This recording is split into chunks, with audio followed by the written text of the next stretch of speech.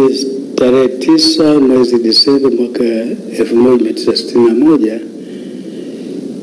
nikiwa mpiga picha kwa kujitegemea, lakini nilikuwa nafanya kazi nyingi kwa kushirikiana na chama cha siasa cha TANU, na kwa hiyo nilifanya kazi muda mrefu. Kwa hiyo walinialika siku ya uhuru nishirikiane nao kwenye sherehe hiyo, na kwa kweli ilikuwa ni siku ya shamra shamra. Kwanza ilikuwa ni mara ya kwanza katika ulimwengu wa nchi yetu kuwa na kitu kama hicho.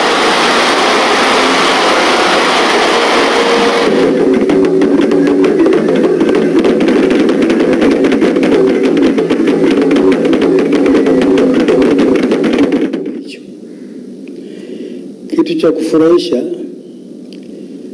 walijaribu kualika wasanii kutoka karibu Tanganyika nzima, kutoka Mwanza, kutoka Bukoba, kutoka mkoa wa Ruvuma, kutoka mikoa ya kusini Mtwara na Lindi, kutoka Kilimanjaro, karibu kila mahali walileta vikundi vya ngoma.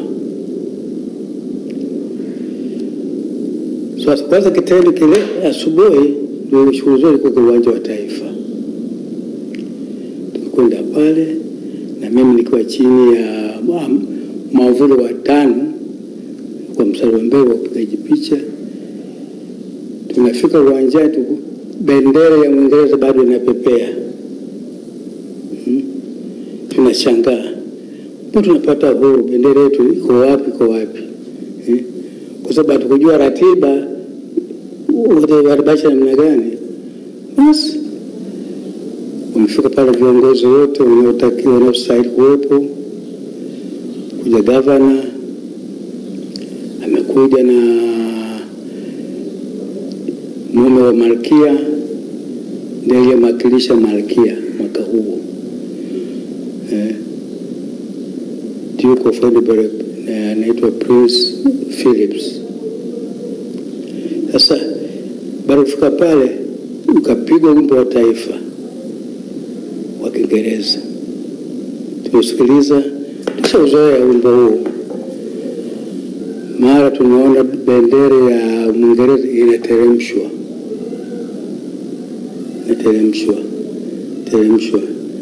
mpaka chini. Punde kidogo inapandia bendera ya Tanganyika. Uwanja mzima ulilipuka kushangilia, vigeregere na nderemo mbalimbali. Siku wa kupandisha bendera ya Tanganyika, wakoloni walimweka askari wao wakuteremsha bendera Union Jack ya Uingereza, na sisi tukaweka mtu wetu, lakini naye vile vile anahusiana na askari wa kupandisha bendera yetu ya Tanganyika. Baada ya bendera kupanda, Watanganyika walio hapa Dar es Salaam, shangwe na vigeregere vilianza kulindima kwenye uwanja wa Taifa sana. Kila Tanganyika aliyopo Dar es Salaam hapa walishangilia kwa nguvu sana kuona bendera yetu ya serikali ya TANU iko kileleni na kuiteremsha bendera ya wakoloni. Ukapigwa wimbo wa taifa wa Tanganyika, na wote naamini wote waliimba wimbo huo. Uwanja wa Taifa umejaa, nafasi ilikuwa hamna. Uwanja ule wa Taifa ulijaa watu, nafasi ilikuwa mpaka nje, na watu walihamasika sana sana kuiona bendera yao inapepea kwenye mlingoti. Watu wengi watoka machozi kwa furaha, lakini kila mmoja alikuwa na kiu ya kutaka kuiona bendera yao. Kweli uchaguzi tuliochagua tutampata kiongozi wetu kushika madaraka ya nchi hii. Kila kona watu walikuwa katika ile hamasa za kiajabu, lakini baada ya kupandisha bendera, ngoma zikaanza kupigwa uwanja wa Taifa, zingine mitaani kote huko zilikuwa zinapigwa ngoma kwa kusherehekea kupanda bendera ya serikali yetu ya 5. Kitu ambacho nilikiona kule vijijini, kulikuwa na kila mahali kulikuwa na sherehe, watu wanapiga ngoma, wanafurahi. Sasa ilikuwa wakati wadogo tunacheza, na sisi tulikuwa tunaambiwa watu mcheze kwa pamoja kwa furaha, tunacheza michezo ile ndiki na kukimbizana na kadhalika. Lakini marehemu babangu ndio akaniambia siku hiyo, akasema watu wanafurahi kwa sababu Bwana Dafu kaondoka. Bwana Dafu huyu aliyemtaja baadaye nadhani alikuwa ni mkuu wa wilaya huko Morogoro, na alikuwa ndio anajulikana sana mkoloni, kwamba ndio alikuwa na mtawala wa kule. Kwa sababu Bwana Dafu kaondoka, amekuja Mnyerere. Kwa maneno ya mzee wangu, amekuja Mnyerere. Huyu Mnyerere ni Mtanzania, Mtanganyika mwenzetu. Kasema Mtanganyika mwenzetu, kwa hiyo ndio mtawala mpya. Kwa hiyo watu, sherehe zote unaziona vijijini watu wanafurahi, ni kwa sababu tumepata Mnyerere. Sasa nikamuuliza Mnyerere maana yake nini? Ndio akasema huyo ndiye wanamuita Mnyerere, lakini atakuwa ndio Bwana Dafu mpya. Nasikia huyo kulitokea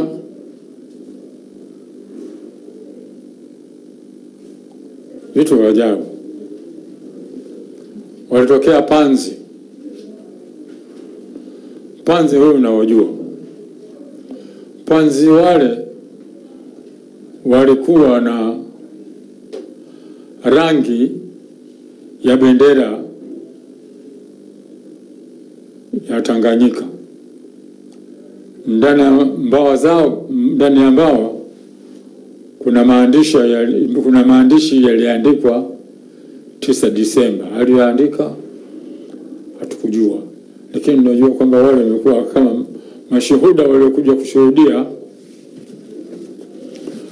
kushuhudia serikali ya 5 ambayo wanakabidhiwa wenye nchi yao.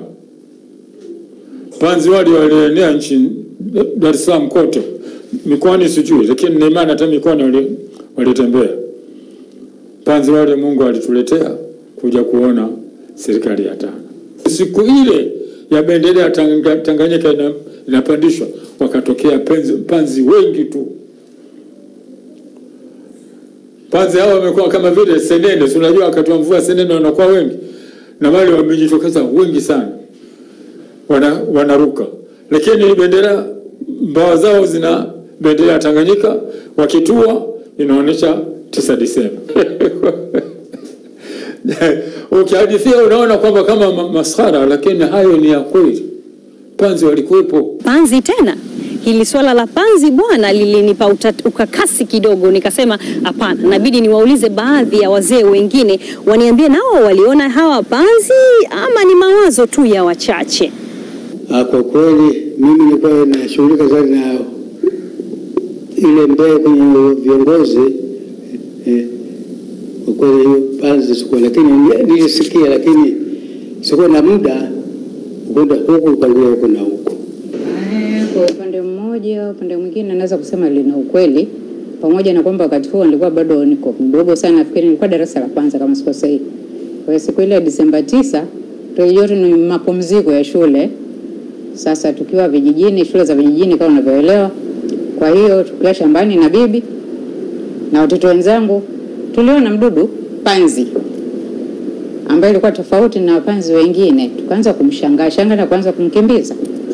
Panzi yule alikuwa na rangi za bendera ya Tanganyika wakati ule, kijani na nyeusi na manjano. Alafu mgongoni kuna nambari 9. Kwa tulikuwa tunamfukuza kwa lengo la kumkamata. Kama unavyojua mambo ya watoto. Tulifukuzana naye, bahati nzuri hatukuweza kumpata, akakimbia. Lakini kwa panzi huyo na mimi nilimshuhudia. Walikuwa si wengi, walichanganyikana na panzi wengine, lakini katika jamii ya panzi hao tuliomuona yuko tofauti ni huyo mmoja. Hatukuweza kufanya utafiti au kufanya udadisi tuseme kujua panzi huyo ana wenzake au vipi. Tulivyomwona yule mmoja basi tulikuwa tunafukuzana naye kuweza kumkamata tumchezee kama watoto. Na maandalizi ya kupokea uhuru yalikuwaje katika nchi nzima ya Tanzania? Watu waliandaliwa namna gani kuweza kupokea uhuru baada ya kuwa chini ya Mwingereza kwa muda mrefu? Mwalimu Nyerere alipokuwa anaongoza kupigania uhuru wa Tanzania, alimtuma George Kahama kutembea nchi nzima kuzungumza na vijana tunaosoma kwamba tusome kwa sababu sisi ndio tutaiongoza nchi baadaye. Shuleni mimi ninachokumbuka kabla ya kujua hapo shuleni, kuna watu walikuwa wanakuja kabla siku ya tarehe ya uhuru wenyewe ile. Kulikuwa watu wanakuja wanaandaa mikutano, na wale watu walikuwa wanaelezea kwamba kuna chama kimeanzishwa kinaitwa TANU, na kwa wale wazee nyumbani kule wao walikuwa wanaita tano, lakini maana yake TANU, kwamba hiki chama kinataka kumuondoa mkoloni. Na ndio walikuwa wanasema kwamba hicho chama kinaongozwa na mtu anaitwa Julius Nyerere. Kwa hiyo baba aliposema Nyerere nikajua ana maana kwamba Julius Nyerere. Kwa hiyo wale watu walikuwa wanakuja, tunaambiwa wote tokeni darasani, kuna mkutano maalum. Kwa hiyo na wanakijiji tunakusanyika, tunawasikiliza. Hiyo ni kabla ya tarehe ya uhuru. Kwa hiyo ilikuwa mikutano ya namna hiyo. Mara nyingi watu wanakuja. Bahati mbaya alikuwa anajitambulisha majina nimeyasahau, maana ni siku nyingi nimeyasahau. Kwa hiyo maandalizi yalikuwa ni hayo. Kuna watu walikuwa wanatoka maeneo mbalimbali, na nadhani walikuwa wanatoka mjini Morogoro au wapi, lakini walikuwa wanakuja kutoa hamasa kuhusu maandalizi ya kumuondoa mkoloni. Sasa ilipofika hiyo tarehe 9 Disemba, ndipo kumbukumbu zikawa kuja, kumbe ni wale walikuwa wanatuandaa kwamba mkoloni anaondoka, sasa tunapata uhuru wetu. Sisi kwa upande wa vijana, nafikiri hata watu wazima walikuwa na hisia inayosema kwa kweli uhuru ni haki yetu, kwa sababu elimu ambayo alikuwa amefanya Mwalimu kuandaa wa Tanzania ilikuwa ni ya juu sana. Kwa hiyo hisia yetu wote ilikuwa ni kupata uhuru, na wakati ule tunapata uhuru, yeye Mwalimu alianzisha slogan inayosema uhuru na kazi. Kwa sisi wote vijana na kila mara tulikuwa tunasalimiana uhuru, wenzako wanakuitikia na kazi. TANU tulikuwa na kamanda wetu. Kamanda ndio alikuwa anapokea maelekezo kutoka kwa president wa TANU. Kamanda huyo alikuwa anaitwa marehemu Rajabu Diwani. Rajabu Diwani, maelekezo aliyokuwa ameyapata ni kwamba jiji la Dar es Salaam lilindwe na vijana wa Dar es Salaam wote. Lakini uzuri wake hapa kutokea matatizo wala hapa kutokea fujo. Kilichotokea ni furaha, kushangilia serikali yetu ya TANU. Naam, sasa tumepiga hatua kiasi gani mpaka sasa tunapoangalia miaka 57 ya uhuru wetu? Hatua kubwa mno. Tumepiga hatua kubwa mno tangu wakati walipokuwa baba wa taifa. Baba wa taifa aliweka misingi mikubwa sana ya maendeleo ya nchi yetu.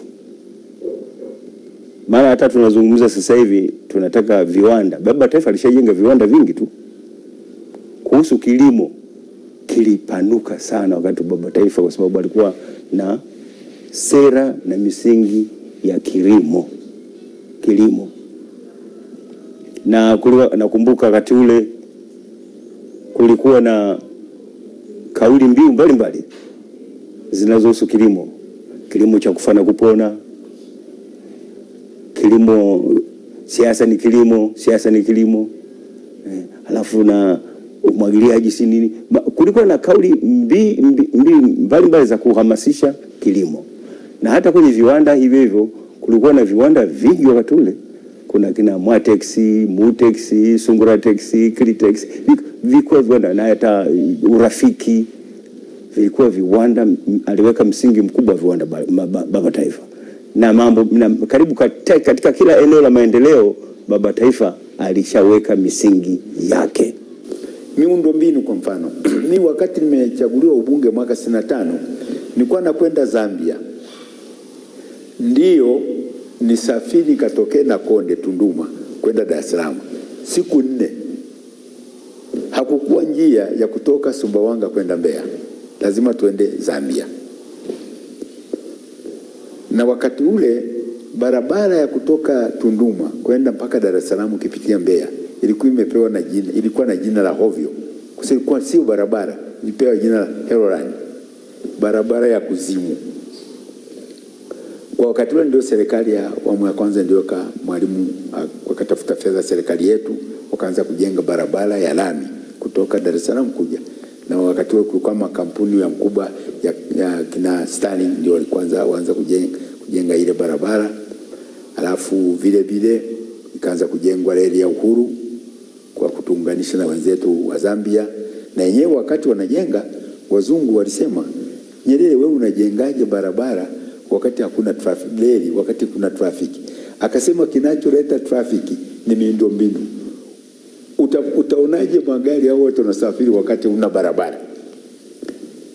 Kwa hiyo na wenyewe walipoona Wachina wameanza kujenga, na wenyewe ndio wakaanza kuhangaika kutujengea ile barabara ya kutoka Dar es Salaam kuja. Alafu ukichukua sasa kitaifa, sasa tuko mbali sana. Mimi nimefika nchi nyingi za jirani, hata Kenya nimefika. Kwa miundombinu ya barabara Tanzania number 1. Kwa sasa hivi mikoa imebakia michache sana ya kuunganishwa. Kwa mfano sisi tumekishaunganishwa na Mpanda na Mbeya. Naweza kutoka Mpanda nikaenda mpaka Ruvuma kwa lami. Naweza kutoka Ruvuma kwenda Mtwara kwa lami. Nikaenda mpaka Dar es Salaam kwa lami. Kwa hiyo nchi yetu kwa kweli kwa miundombinu mafanikio ni makubwa sana. Sana sana. Lazima Watanzania tujivune. Kwa nchi hii tunajitawala sisi wenyewe. Yale yaliokuwa wanatendewa wazee wetu na sisi, kulala polini, kuliwa na mbu, kuungua na nyoka, kuliwa na simba, hayapo.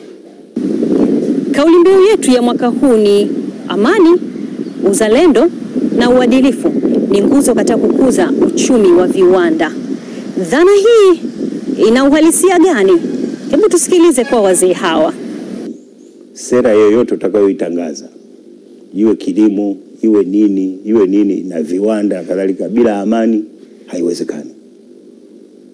Amani ni kitu muhimu sana kuwepo. Na sera yoyote ukiitangaza bila uadilifu, kama nimesema hapa kwamba sasa hivi amebana hata mafisadi hawafurukuti, kwa sababu anataka kila mtu awe mwadilifu. Kama tunatekeleza jambo tujenge viwanda vumnufaishe Mtanzania hasa wanyonge, kilimo kumfurahisha Mtanzania hasa mnyonge, yote inatakiwa uadilifu. Watu tuishi kwa kupendana na kila tunayofanya yawe kwa ajili ya manufaa ya Watanzania wote, sio mtu mmoja au watu wachache. Lazima kuwe na uadilifu.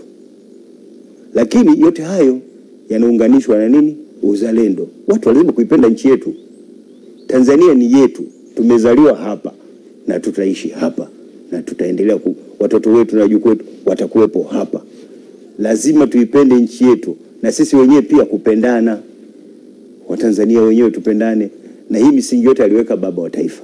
Kwa hiyo mimi nasema kauli mbiu zote hizi amani, uadilifu na uzalendo katika zama za kujenga viwanda ni sera, ni kauli mbiu ambayo ni muhimu sana na imefika mahali pake.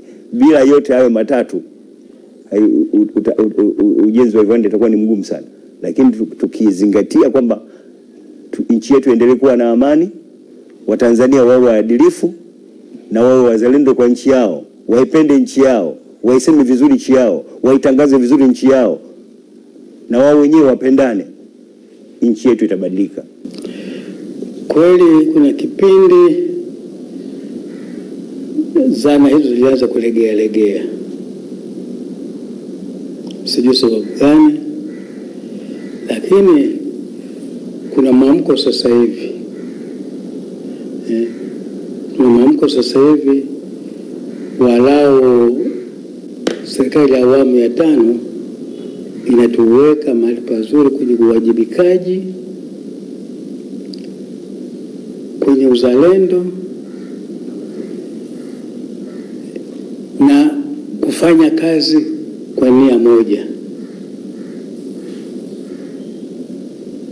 Amani najua ilikuwepo, lakini haikuwa katika misingi hiyo tulikuwa tunategemea.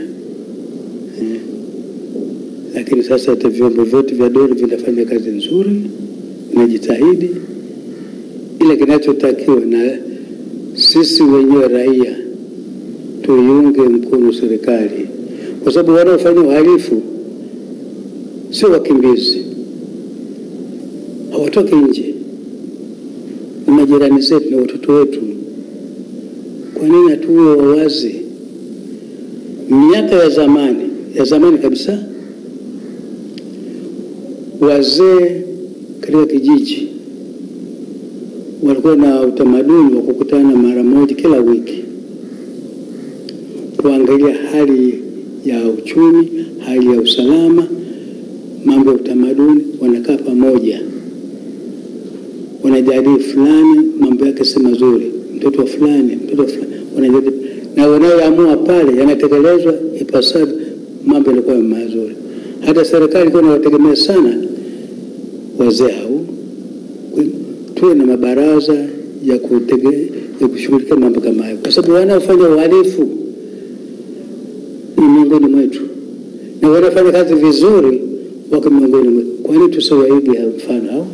Wanafanya vizuri, na wote kwa pamoja tukapiga vita ubadhirifu, uharibifu na menendo mbaya katika jamii zetu. Kila mtu awajibike na kufanya kazi. Watu kinachotuchelewesha, ninachokiona mimi historically, bado watu wanafikiri kazi ya kuleta maendeleo ni kazi ya rais wa nchi. Ni kasoro. Rais ataongoza nchi, kuiweka iwe na amani, kuongoza misingi mikubwa, lakini kazi ya kuleta uchumi wenyewe, kila mtu ale, avae, ajenge nyumba nzuri, ni kazi ya raia wenyewe, na imeandikwa. Serikali itaturahisishia mambo, kutuwezesha. Ninamshukuru Mwenyezi Mungu. Mimi mwenyewe namshukuru Mwenyezi Mungu kama kipindi hiki nipo hai na mimi nakishuhudia. Na kama nilivyosema hapa, niko hai na nashuhudia awamu ya 5 inafanya nini. Na naweza nikawasimulia wajukuu zangu, na kama Mungu anijalia nikipata hata vitukuu nitavisimulia kwamba jamani, tulikotoka ni huko, lakini tulipo sasa na tunakokwenda inaonekana mlango itafunguka kwa mizuri zaidi. Kwa mimi ujumbe wangu ni kuwataka Watanzania wenzangu tumuunge mkono rais wetu, tumuunge mkono, tumsikilize. Na namuona wakati mwingine anazungumza mambo kwa uchungu, lakini kwa ajili ya upendo wa nchi yetu. Naam, hayo ndio machache niliyokuandalia siku ya leo katika kipindi cha Nyota wa Wiki, tukiangalia miaka 57 ya uhuru wa nchi yetu ya Tanzania. Lakini enzi zile tukipata uhuru ilikuwa ikiitwa Tanganyika, na baada ya muungano wa Tanganyika na Zanzibar tukapata Tanzania. Kama kauli mbiu ya mwaka huu inavyosema, amani, uzalendo na uadilifu ni nguzo katika kukuza uchumi wa viwanda. Basi ni rai yangu kwako Mtanzania mwenzetu, tujitahidi kuitunza amani yetu kwa kila namna, lakini pia tukidumisha uzalendo na uadilifu, hata tuweze kufikia nchi ya viwanda, uchumi wa viwanda. Mimi ni Janet Leonard, tuonane tena wakati mwingine katika kipindi cha Nyota wa Wiki.